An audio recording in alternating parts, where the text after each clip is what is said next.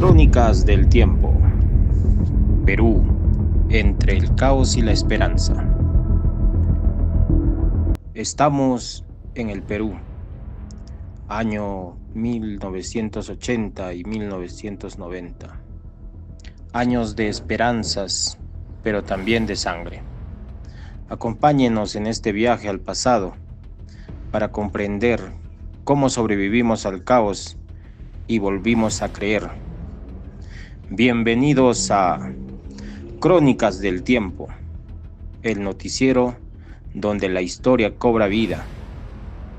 Hoy conoceremos los hechos que marcaron a toda una generación, a nuestra democracia, a la migración, la crisis y la guerra.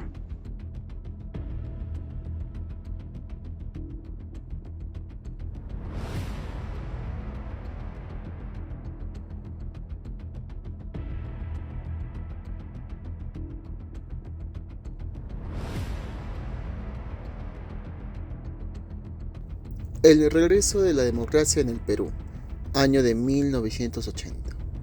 Tras más de una década de dictadura militar, el país volvió a respirar un aire diferente, el de las elecciones. Un aire libre, después de un golpe militar que se suscitó en 1968. Los peruanos vivieron años de censura, control, reformas e impuestos, pero todo esto cambió cuando el general Francisco Morales Bermúdez convocó a elecciones, devolviéndole el poder a los civiles. El 18 de mayo de 1980, Fernando Belaúnde Terry fue elegido presidente. Había vuelto la democracia, pero no la paz.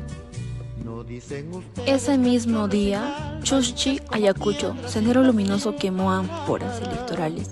Era el inicio de una guerra interna que dejaría más de 69.000 muertos.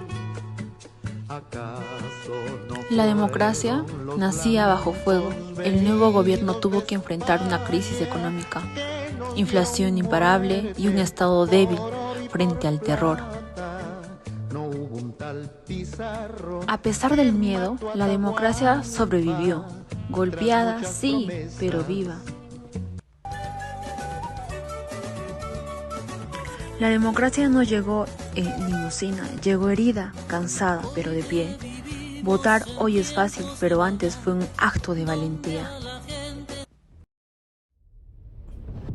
La inmigración y la emigración en los 80. Una época muy caótica y en mucha crisis económica. Por otro lado, también llevando a la violencia política por el conflicto armado de Sendero Luminoso, los grupos terroristas, que en todo ese caos afectaron bastante a la población de los lugares remotos, ¿no? De los pueblos, por la sobreexplotación tanto de los terroristas como de los mismos militares.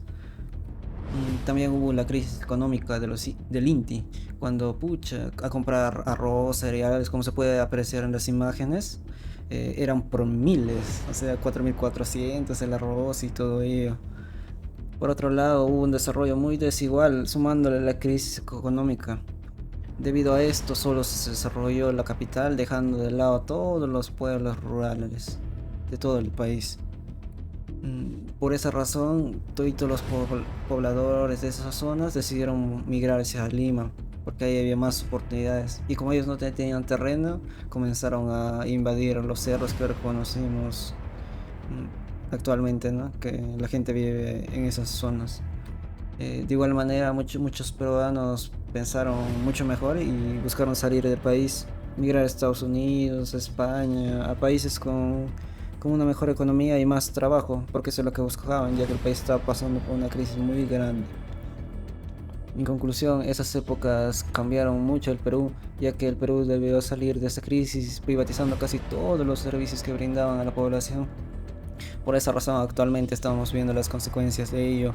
Cuando vamos, por ejemplo, a los hospitales y todos los servicios son pésimos y la gente casi no se logra atender, mueren esperando.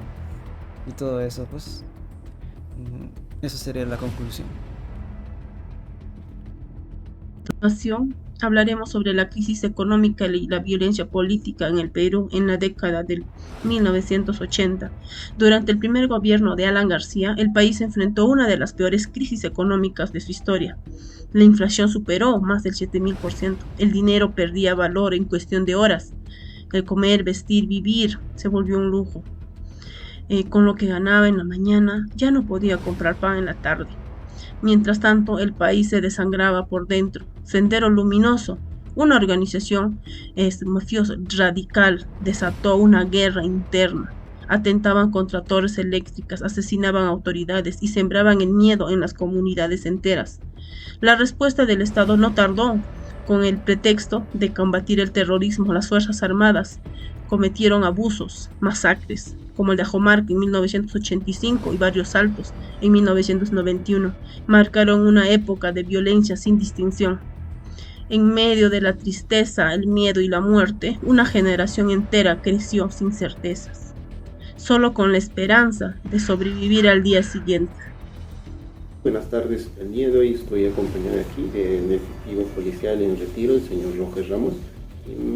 Vamos a hacerle unas preguntas acerca de la aparición de Sendero Luminoso, ¿no? Y la afectación que tenía en nuestro país. Primeramente vamos a preguntarle, señor Roger Ramos, usted ha vivido en la época de terrorismo de Sendero Luminoso.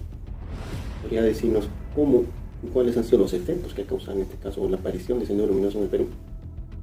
Claro, he vivido parte de lo que vivimos en aquella época. En realidad, Sendero Luminoso hace su aparición en el año 1980, exactamente el 17 de mayo. A partir de ahí comienza una serie de atentados terroristas, y yo a partir de 1984, cuando ya empecé a vestir el uniforme de la Guardia Civil, empecé a vivir esa época. A partir del año 86 llegan a la capital. Anteriormente ellos inician en Ayacucho. Ayacucho es aprovechado por la pobreza que vivía ahí en la población, y ellos pues aprovechando esta pobreza de la gente, empieza a cometer sus actos terroristas. Llegando a la capital empiezan a utilizar los coches bomba, los cazabobos, la matanza selectiva de policías, con el fin de amedrentar, causar terror en la población. Nosotros como guardias civiles hemos estado viviendo en zozobra aquella época, porque no sabíamos identificar quién era el elemento terrorista. Y bueno, lo único que teníamos que hacer era cuidarnos, estar atentos y enfrentar aquellos actos en donde explotaban los coches bombas y todo eso, ¿no? Claro. ¿Y usted cómo contribuyó con la derrota de Sendero Luminoso en ese año, ¿no? Como miembro de la Policía Nacional? En realidad, como vuelvo a repetir, un estado de zozobra en nosotros. La falta de identificación del elemento subversivo no era favorable para nosotros. Vivíamos ante un enemigo desconocido y fue para nosotros terribles. Las estrategias que aplicó el comando institucional, con la práctica de los operativos, en las zonas rurales, las caminatas, las patrullas que ejecutaba la Guardia Civil, fueron de repente las estrategias claves, ¿no? para poder encontrar estos elementos. Vivimos bastante tiempo así, siendo atacados, ¿qué le digo?, ocasionando enfrentamientos entre nosotros y ellos. Duró bastante tiempo hasta que el factor inteligencia influyó bastante. El comando implementó acciones de inteligencia para identificar, y se logró la captura de las cabecillas, ¿no? En ese entonces teníamos dos grupos terroristas. Uno era Sendero Luminoso y el otro era el Movimiento Revolucionario Tupajamaru, ¿no? Entonces ambos grupos terroristas fueron aniquilados con el descabezamiento de ellos. Por un lado fue capturado Abimael Guzmán Reynoso y por el otro Víctor Rola y Campos, ambos líderes, y con esto ya prácticamente se debilitó los grupos terroristas, y así poco a poco hasta su derrota final. Muchas gracias. Bueno, espero que haya servido de algo la información. Sí, bastante, muchas gracias. La historia no es solo pasado, es presente en nuestras calles, nuestras elecciones y nuestra memoria. A las víctimas, a los desplazados, a los que sobrevivieron, este noticiero es por ustedes. No olvidemos para no repetir.